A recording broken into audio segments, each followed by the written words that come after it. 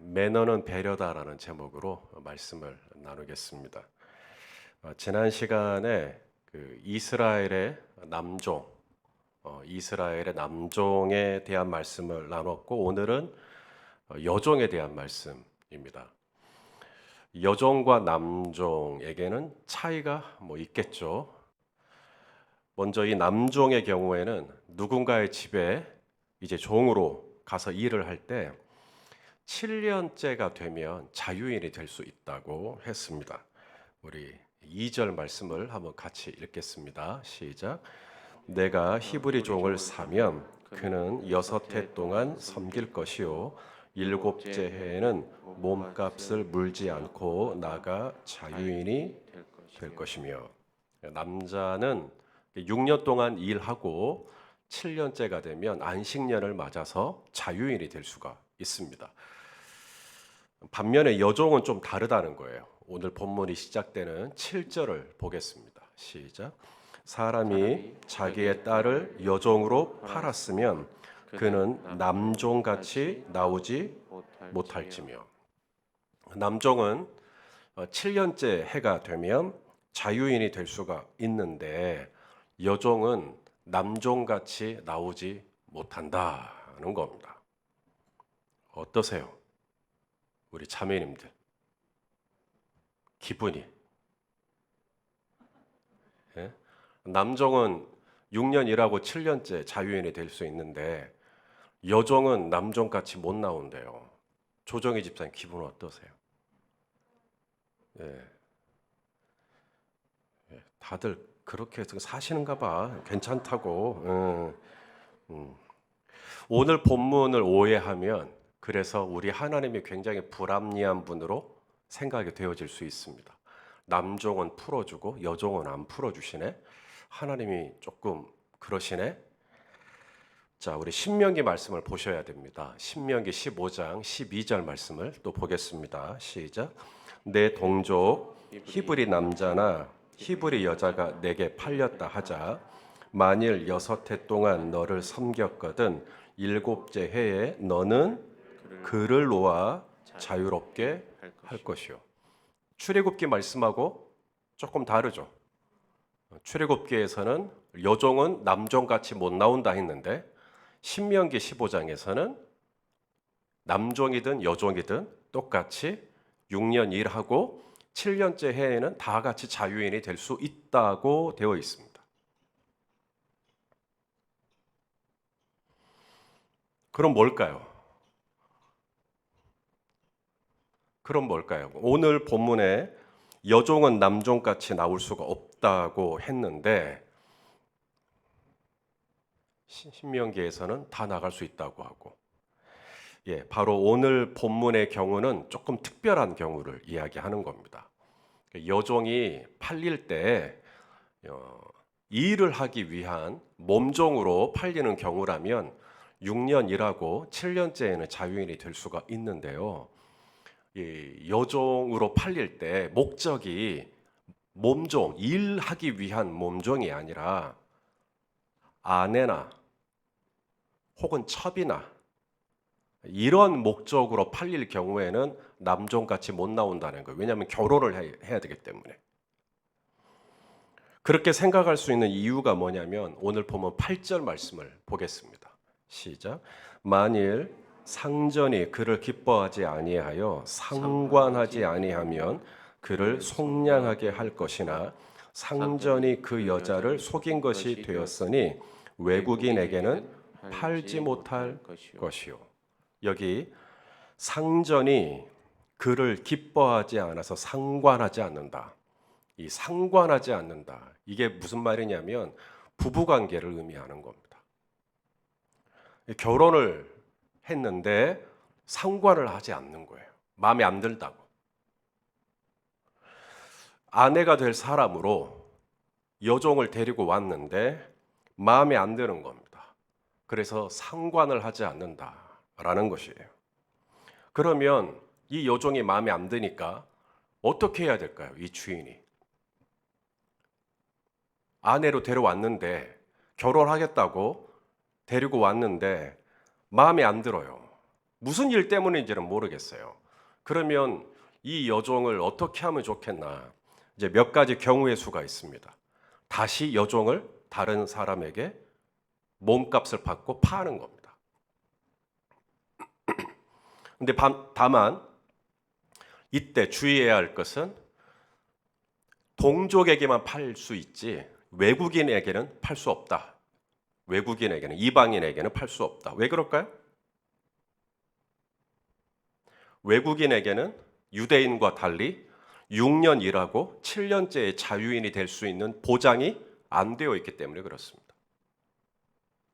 그러니 동족에게 다시 몸값을 받고 팔 수는 있지만 외국인에게는 유대인 같은 동족을 남종이든 여종이든 팔 수 없다라는 겁니다. 또 하나의 경우가 있는데 자신의 아들에게 그 여종을 아내로 주는 것이죠. 자, 오늘 본문 9절 말씀을 또 보겠습니다. 시작. 만일 그를 자기 아들에게 주기로 하였으면 그를 딸같이 대우할 것이요. 이 여종을 데리고 올 때 자기 아내로 데려오든지 마음에 안 자기 아내로 데려오든지 아니면 자기 아들의 며느리로 여종을 데리고 오든지 이제 이렇게 하는 것이죠.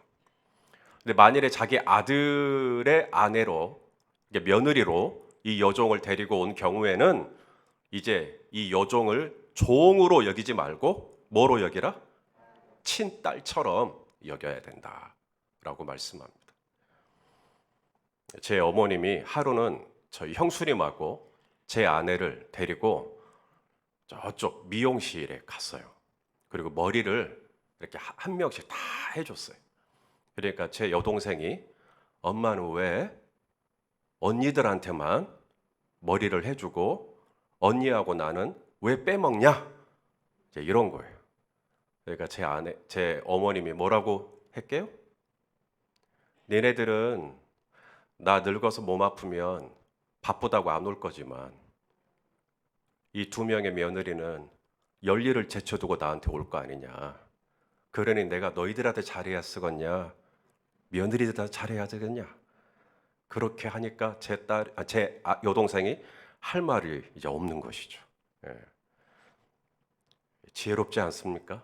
저희 어머님이. 예. 바로 그런 경우에 여종을 데리고 왔을 때 아들의 며느리로 아들의 아내로 주었을 경우에는 친딸처럼 그렇게 여겨주어라. 자, 또 하나의 경우가 있습니다. 여종을 데리고 오긴 왔는데 마음에 안 들어요. 그러면 다른 사람에게 몸값을 받고 팔든지 아니면 아들에게 아내로 주든지 또 다른 경우 이제 이 여종이 마음에 안 드니까 이 여종을 그대로 두고 다시 새로운 여종을 아내로 삼는 경우가 또 있을 수 있겠죠. 그러면 처음에 데리고 왔던 이 여종은 어떻게 되는 겁니까? 찬밥 심세가 되겠죠. 얼마나 서럽고 또 얼마나 또 외롭고 그러겠어요. 그렇기 때문에 하나님이 만일에 처음에 데리고 왔던 여종을 그대로 두고 다시 새로운 여종을 아내로 삼았을 경우에는 이 여종을 그냥 내버려 두고 방치하는 것이 아니라 이 여종에게 경제적인 의무를 다하라고 말씀하십니다. 그래서 여인에게 쓸 것을 다 주라는 거예요. 자, 오늘 본문 10절 말씀이 그 말씀이에요. 읽어보겠습니다. 시작. 만일 상전이 다른 여자에게 장가들지라도 그 여자의 음식과 의복과 동침하는 것은 끊지 말 것이요. 여기 음식과 의복을 끊지 말라는 말은 먹을 것 주고 입을 것만 줘라는 얘기가 아니라 경제적인 의무를 다하라고 하는 통합적인 수거를 이야기하는 겁니다. 자, 이것도 싫은 거예요. 이 데리고 온 여종에게 음식도 주고 옷값도 주고 이것도 마음에 안 드는 겁니다. 아들에게 아내를 주자니 아들도 마음에 안 들다 그래요. 자기도 마음에 안 들고. 그러면 이제 이 여종은 데리고는 왔는데 어떻게 해야 됩니까? 바로 네 번째 선택이 본래 있었던 친정으로 이 여종을 돌려보내는 겁니다. 다만 이때는 더 이상 어떤 몸값도 받기를 기대하지 말고 그대로 자유인으로 딸을 돌려보내주라고 하나님 말씀하시죠. 자, 오늘 본문이 끝나는 11절 말씀입니다. 시작. 그가 이 세 가지를 시행하지 아니하면 여자는 속전을 내지 않고 거저 나가게 할 것이니라. 예, 이것이 오늘 우리가 읽은 본문의 내용입니다. 이 세상 어느 나라의 법에 노예가 자유를 얻을 수 있도록 보장이 되어 있는 나라가 어디에 있어요? 한번 몸종이 되면 영원히 종이 돼야 되고 그 자녀도 종이 돼야 되고 그 손주도 또 종이 돼야 돼요. 그게 노비문서 아닙니까? 그런데 하나님이 이스라엘에게 주신 율법은 영원한 종이 없어요. 6년 하고 7년이 되면 남종이든 여종이든 다 풀어줘야 돼요. 이 세상 어느 여자 노예가 자기 주인이 마음에 안 든다고 함부로 내칠 수 없도록 하나님이 법으로 보장을 해놨습니다. 여종에게 음식도 주라는 거예요. 여종에게 의복도 주라는 겁니다. 이것도 저것도 싫으면 아무 대가도 바라지 말고 자유인으로 여종을 풀어주라고 하나님이 법으로 말씀하고 있는 겁니다. 여기서 우리가 알 수 있는 우리 하나님은 어떤 하나님일까요? 강자의 하나님이실까요? 약자의 하나님이실까요? 예, 약자의 하나님이라는 걸 알게 되겠죠. 자, 시편 68편 5절과 6절입니다. 시작. 그의 거룩한 처소에 계신 하나님은 고아의 아버지시며 과부의 재판장이시라. 하나님이 고독한 자들은 가족과 함께 살게 하시며 갇힌 자들은 이끌어내사 형통하게 하시느니라. 오직 거역하는 자들의 거처는 메마른 땅이로다. 고아들의 아버지, 과부의 재판장. 고독한 자들은 가족들과 함께 있게 하겠다. 자, 시편 146편 9절도 읽겠습니다. 시작. 여호와께서 나그네들을 보호하시며 고아와 과부를 붙드시고 악인들의 길은 굽게 하시는도다. 이 악인들이 뭘까요? 네, 거꾸로 이해하시면 됩니다. 악인들이란 나그네들을 보호해야 되는데 나그네들을 보호하지 않는 거죠. 나그네들을 착취하는 겁니다. 고아와 과부를 붙들어 줘야 되는데 악인들은 고아와 과부를 차별하고 배제하는 것이죠. 혐오를 조장하는 것입니다. 그게 악인들이에요. 하나님은 이스라엘 백성들에게 출애굽기 20장에서 10계명 계명을 주셨습니다. 율법을 주셨어요. 그리고 나서 21장에 제일 먼저 언급하는 것이 뭐냐면 남종과 여종을 절대로 함부로 하지 마라. 여러분, 남종과 여종이 왜 돼요? 같은 히브리 동족인데 왜 누구는 종이 됩니까? 바로 경제적인 문제 때문에 그래요. 돈이 없어서 그런 거예요. 다시 말해서 이 같은 동족인데 남종과 여종으로 누군가의 집에 팔려가는 경우는 경제적인 약자를 의미하는 겁니다. 이 경제적인 약자를 함부로 대하지 말아라. 그들을 존중해 주라고 하나님이 신신당부하고 있는 겁니다. 우리 레위기 25장 43절 말씀도 같이 읽겠습니다. 시작. 너는 그를 엄하게 부리지 말고 내 하나님을 경외하라. 남종과 여종을 어떻게 부리지 말라고요? 엄하게 부르지 마라. 같은 동족 아니냐. 하나님께서 신신당부를 하고 있는 겁니다. 하나님을 경외한다라는 게 뭐냐? 남종과 여종, 나보다 약한 누군가를 내가 엄하게 다루지 않는 겁니다. 그게 하나님 경외하는 거예요. 하나님이 저 이스라엘 백성들을 애굽에서 종되었던 곳에서 구원하여 주신, 출애굽하게 하신 이유가 있습니다. 바로 이스라엘을 통해 새로운 나라, 새로운 민족을 시작하기 위함이에요. 하나님께서 꿈꾸시는 나라가 있어요. 하나님이 이스라엘을 통해 시작하기를 원하는 국가가 있어요. 바로 그 국가는 남종과 여종이 사라지는 나라가 아닙니다. 남종과 여종은 있어요. 경제 생활을 하다 보면 누군가는 점점 부자가 되고 누군가는 점점 가난하게 되죠. 그 일로 인하여 어쩔 수 없이 누군가는 자신의 몸을 바쳐서 빚을 갚게 되는 종이 되기도 하고, 하나님이 그 자체를 하지 말라는 건 아닙니다. 다만 하나님께서 원하시는 것은 같은 동족이 남종과 여종이 되었을 때 이방인들처럼 이 종들을 아무 인격이 없고 그저 말할 줄 아는 직립보행하는 동물 중에 하나인 것처럼 여기고 인격을 무시하고 약자들을 배제하고 차별하고 혐오하고 이러지 말고 이 사회적인 약자들, 이 경제적인 약자들을 그들을 존중해 줄 줄 알아야 된다라고. 이것이 이스라엘이라고 하는 나라가 다른 여타 나라와 구별되는 지점입니다. 이게 십계명을 주고 제일 첫 번째로 언급했던 내용이었어요. 지난 수요일 저는 1박 2일로 교회 역사 탐방이라고 하는 것을 가졌었어요. 우리나라 최초의 여성 변호사이면서 사회운동가셨던 이태영 박사님의 기념관을 방문을 했었습니다. 남편이 정일영 박사고요. 우리나라 최초 여성으로서 서울대 법대를 나왔던 이 이태영 박사님이 고 김대중 대통령과 이희호 여사를 중매를 섰던 분이십니다. 이희호 여사가 이태영 박사의 비서였대요. 그래서 이렇게 만나게 해줬다는 거예요. 이태영 박사가 UN 특사로 세계 여러 나라를 다닐 기회가 있었죠. 여러 선진국을 다니면서 이태영 박사님이 그랬다는 거예요. 왜 여기는 이렇게 잘 살지? 왜 이 나라는 이렇게 잘 살지? 선진국의 특징이 뭐지? 선진국을 공부하기 시작한 겁니다. 그리고 이태영 박사가 내린 결론이 있어요. 저는 이번에 역사 탐방하면서 그 내용이 너무 좋더라고요.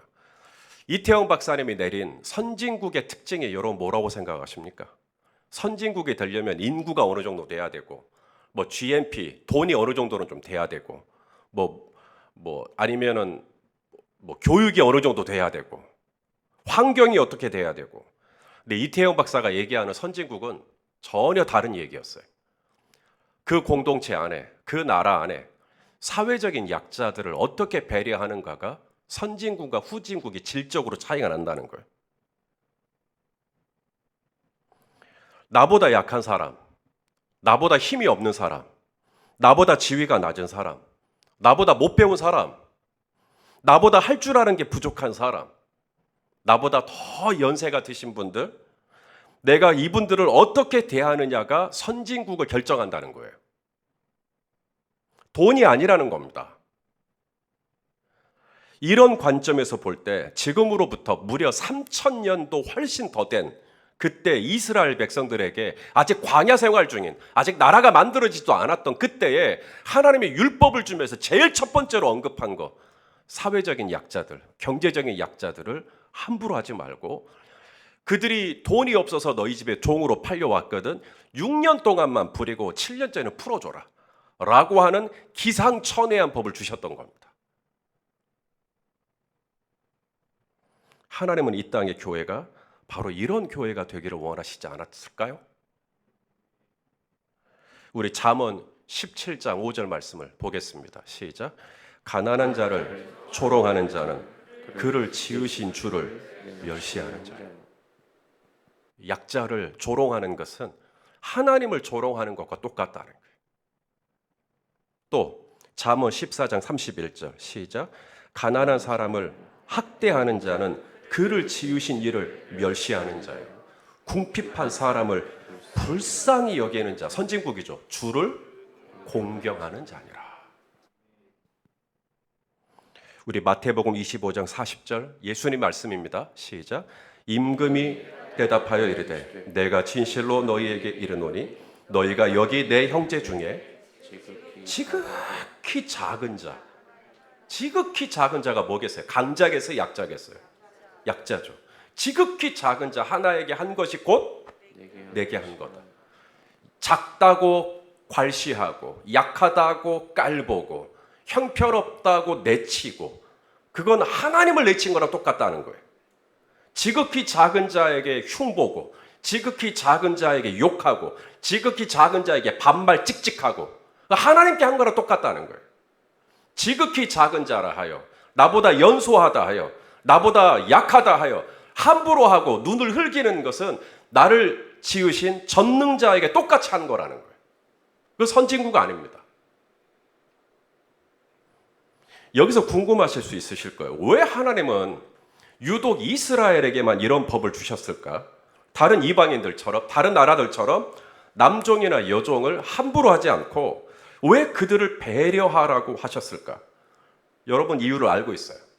왜 하나님이 이스라엘에게만 이런 독특한 남종과 여종을 배려해주는, 약자를 챙겨주는, 왜 이런 법을 주셨죠? 바로 이스라엘 백성들이 한때 뭐였어요? 애굽에서 종이었잖아요. 자기들이 종이었었잖아요. 몇 년 동안? 400년 동안. 400년 동안 자기들이 종으로 살아봤잖아요. 그래서 이 종이라고 하는 것이 얼마나 서러운 것인지. 아무리 먹어도 종은 배고파요. 아무리 잠을 자도 종은 또 잠이 와요. 아무리 따뜻해도 종은 추워요. 웬일인지 종은 외로워요. 웬일인지 종은 늘 서러워요. 그 종을 400년 동안 해봤잖아요. 그러니 같은 동족의 형제가 돈이 없다는 이유로, 어떠한 이유로 내 집에 종으로 왔으면 함부로 하지 말라라고 말씀하고 계신 겁니다. 우리 신명기 24장 18절 말씀입니다. 읽어보시죠. 시작. 너는 애굽에서 종 되었던 일과 내 하나님 여호와께서 너를 거기서 속량하신 것을 기억하라. 이러므로 내가 내게 이 일을 행하라 명령하노라. 뭐 하라? 기억해라. 뭘? 네가 애굽에서 종 되었던 걸 잊어버리지 마라. 이건 깔고 있는 거예요. 전제를. 뭐요? 우리는 잊어버릴 수 있다는 겁니다. 뭘 잊어버려요? 나의 과거. 내가 한때 종이었다는 사실을 또 깜빡해요. 그래서 어떻게 해요? 또 건방을 떨어요. 내가 종이었다는 사실을 또 깜빡해요. 그리고는 형제를 무시해요.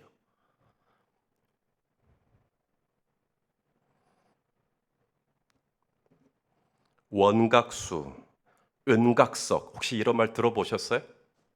논어에 나오는 말인데요. 원망입니다. 각수, 물에다 새겨라. 누군가에게 원망하고 싶은 마음, 그건 흘러가는 물에다가 새겨라. 은혜죠. 누군가가 나에게 베풀어준 은혜는 각석, 어디다가 새겨요? 돌에다가 새겨라. 그러니까 잊어버리지 말라. 원망하는 마음은 얼른 잊어버리고, 미운 마음, 실망한 마음, 섭섭한 마음, 이런 건 빨리 잊어버리고, 내가 받은 은혜는 어떻게 하라고요? 두고 기억하라고요. 이 얘기를 했다라는 것도 전제로 깔고 있는 거예요. 우리의 죄성은 이게 뒤집어져 있어요. 은혜 받은 건 금방 잊어버려요. 10가지 중에 9가지를 잘했는데 딱 한 가지 잘 못하면 바로 돌에 새겨버립니다. 그리고 두고 그냥 이러죠.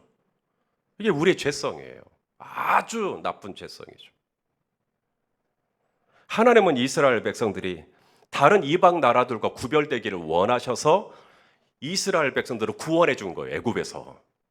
저 어두운 데서 불러내어 그의 기이한 빛에 들어가게 하신 거예요.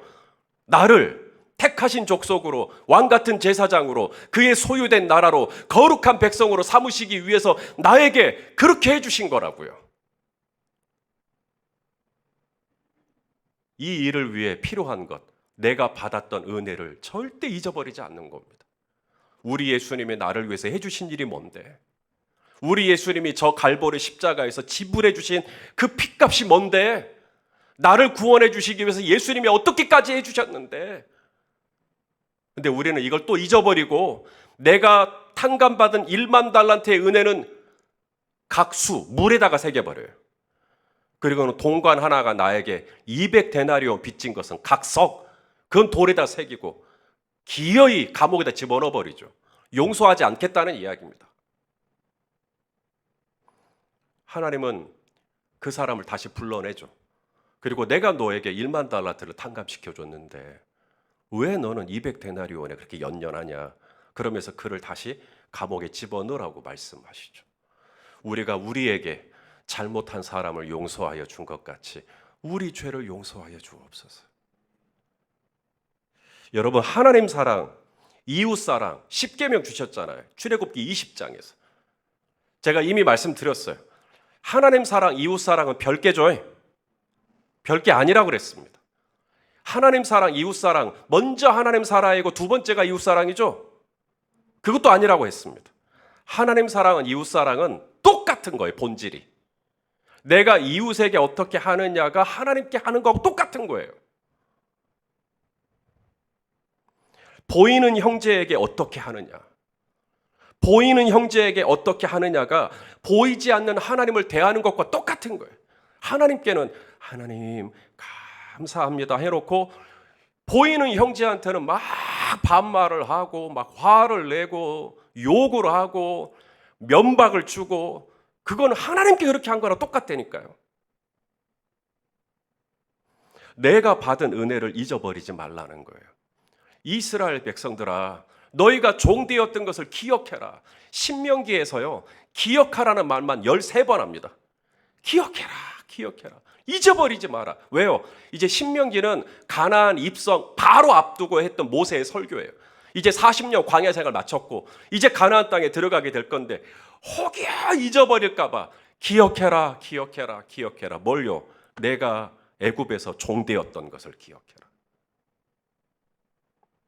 내가 받은 은혜를 기억하고, 그래서 오늘 내 앞에 보이는 형제, 오늘 내 앞에 보이는 지극히 작은 자, 내가 말을 함부로 해도 될 만한 만만한 사람이라 할지라도 성도에게는 매너가 배려예요.